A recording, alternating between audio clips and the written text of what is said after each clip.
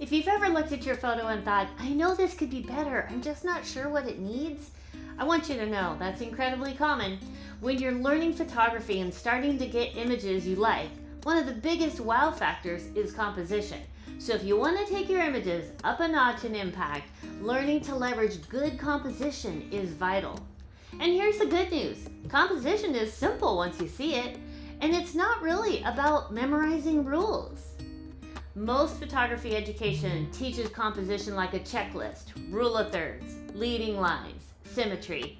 And while those tools are helpful, they can also make you feel like you're doing something wrong if you don't follow them. But composition is actually much simpler than that. Composition is about relationships, how elements in your frame relate to each other.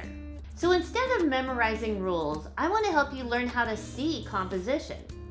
Let's start with balance. Balance is simply how visual weight is distributed in your image. You've probably seen symmetrical images where both sides feel equal, either centered composition or balance between subjects. Very calm, very stable. But balance doesn't have to be symmetrical. You can have a subject on one side and something smaller or lighter on the other side that balances it out. That's where your artistry comes in. You're not trying to make things equal, you're trying to make them feel right. It's like adding another paragraph to your story, a side story that adds a little flavor and depth. Next is visual weight. This is what your eye is drawn to first, and it's a big factor in impact. You can think of it like a first impression. You want to make it a good one, right? Visual weight is based on things like brightness or color. Contrast is another one that can actually dominate the image. Sharpness too, after the impact of the sunset, of course. And obviously, faces. All of these carry visual weight. When someone looks at your image, their eye is going to land somewhere first. In this shot, it goes directly to that white rock, and you can't unsee it. But that's definitely not the focus of this image. When I remove the light, now the eyes go to that clear Tahoe water first, and that's what I wanted. The question for you is, what do you want to say or lead people to see? Great composition guides the viewer's eye on purpose. Now let's talk about framing. Framing is when you use elements in your scene to guide attention to your subject, like doorways or windows. Certainly architecture works. Trees, clouds, plants, shadows, whatever it takes, all of these create focus and lead the eye right where you want it to go without needing to zoom in. It also makes your image feel more intentional, like you designed it instead of just captured it. And finally, we have depth.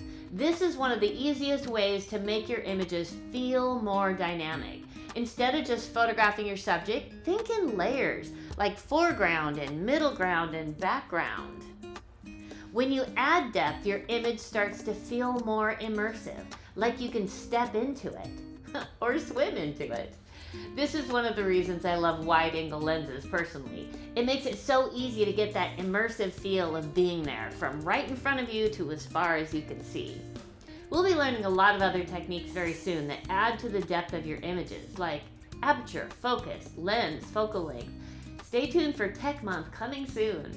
So when you put all this together, balance, visual weight, framing, and depth, you start to realize something. You're not following rules, you're building relationships inside your frame. And here's the best part. You don't have to master all this at one time. You just have to start noticing. Every time you take a photo, ask yourself, what's drawing my eye? Does this feel balanced? Can I shift my position to improve this? So here's your assignment. This week, I want you to take 3 photos. One where you focus on balance, either symmetry or offset balance, your choice. And one where you guide the viewer's eye using framing or visual weight.